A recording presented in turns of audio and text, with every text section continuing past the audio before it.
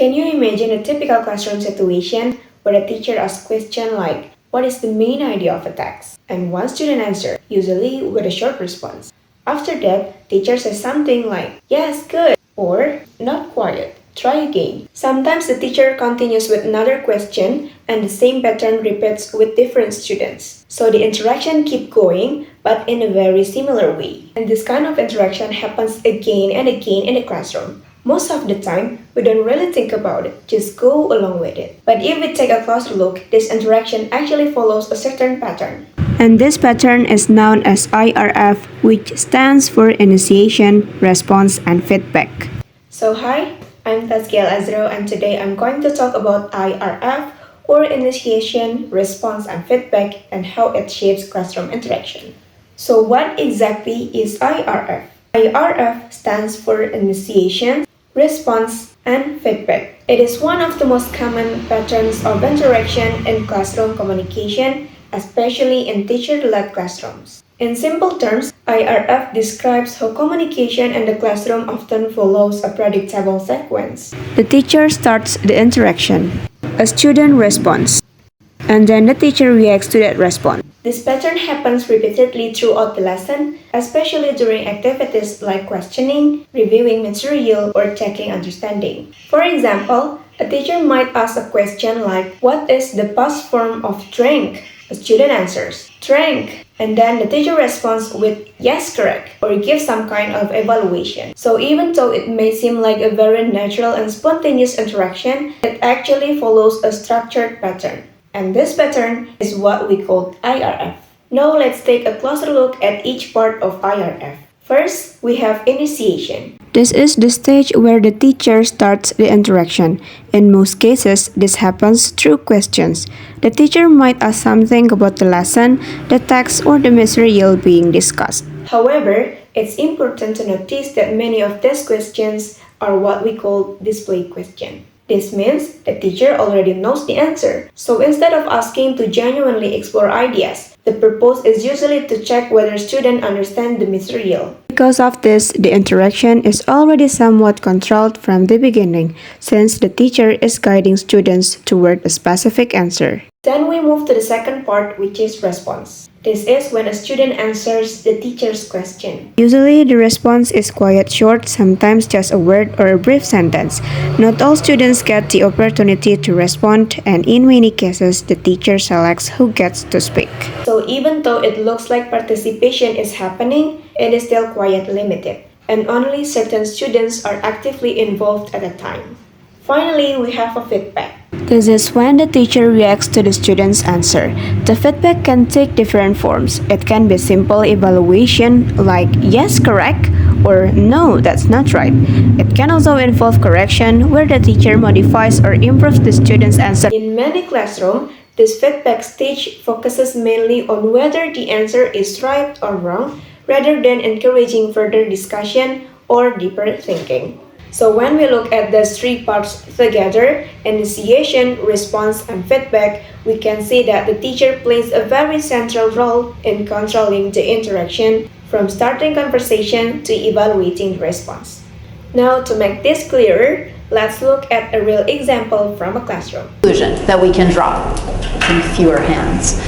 Kayla, what's a conclusion you can draw? Track Kayla, please. The conclusion is that this level will affect how deep the stream is. Like if you had to jump the slope, the stream would be really deep because the water is just like sliding. Okay, so Kayla said the different slope affects how deep a stream is, but I need someone to make that more specific. You're right, but I need you to make that more specific. That's a little bit general for us.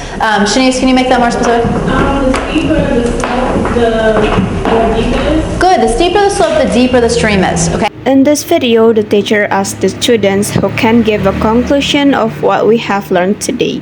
One student tries to answer, but the teacher responds by asking for something more specific. Then, the teacher asks the question again and invites other students to answer. Another student responds, and this time the teacher says, "Good." So if we look at this interaction, we can clearly see the IRF pattern happening. The teacher begins with a question, that's the initiation. Then a student gives an answer, that's a response. After that, the teacher gives feedback, asking for a more specific question and later saying good when the response meets the expectation. That's the feedback. What's interesting here is that the teacher doesn't just accept the first answer, but still control the direction of interaction by asking for a more specific response and selecting other students to participate. So even in a more interactive classroom situation, the IRF pattern is still very visible and the teacher still plays a central role in guiding conversation. Now if we look at IRF from a critical classroom discourse perspective, we can start to ask a deeper question. Who actually controls the interaction in the classroom? In the IRF pattern, the teacher clearly holds most of the power and control. The teacher decides when the interaction starts, what kind of question is asked, and who gets the chance to respond.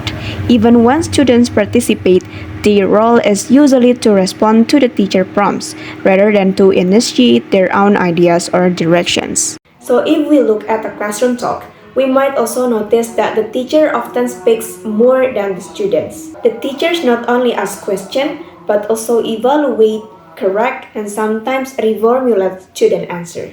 This shows that the teacher holds a strong position of authority as the main source of knowledge in the classroom. As a result, students are often positioned as responders within the interaction.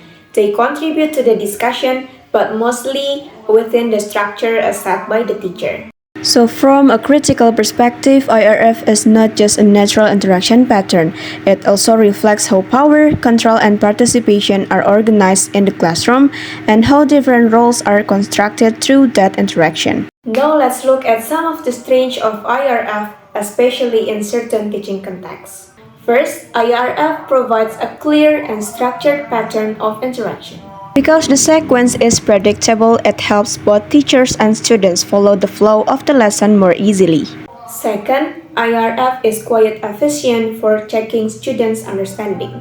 Teachers can quickly ask questions, get responses, and immediately see whether the students have understood the material or not. This makes it very practical, especially when time is limited or when the teacher needs to cover specific learning objectives. In addition, IRF is also suitable for beginner-level students. For learners who are still developing their language skills, this kind of guided interaction can help them participate without feeling overwhelmed. So in this sense, IRF can be a useful tool as long as it is used appropriately and in the right context. However, despite its advantages or strengths, IRF also has several limitations, especially when we look at it from a critical perspective. One major limitation is that the interaction can become quite limited and repetitive. Because the pattern is always teacher question, student answer, and teacher evaluation, classroom communication may feel restricted and predictable. Another issue is that IRF doesn't always encourage critical thinking. Since many of the questions are display questions with already known answers, students are often expected to recall information rather than analyze, evaluate, or express their own ideas. As a result, students may focus more on giving the correct answer instead of engaging in deeper thinking or discussion. Additionally, IRF can make students more passive. So while IRF can be useful in some situations, relying on it too much can reduce the quality of interaction and limit students' active participation in learning. So, considering both the strengths and limitations of IRF, the question is not whether we should completely avoid it, but rather how we can use it more effectively. One possible way is by using more open-ended questions. Another way is by making feedback more dialogic. In addition, teacher can try to shift toward more student-centered interaction. So instead of completely replacing IRF, these strategies can help transform it into a more interactive and meaningful form of classroom communication. In this way, the classroom becomes not only a place to give answers, but also a space to explore ideas and build understanding together. So to conclude, IRF is not necessarily a problematic interaction pattern. It is a common and useful structure that can support classroom management and help teachers guide the learning process. However, what really matters is how it is used.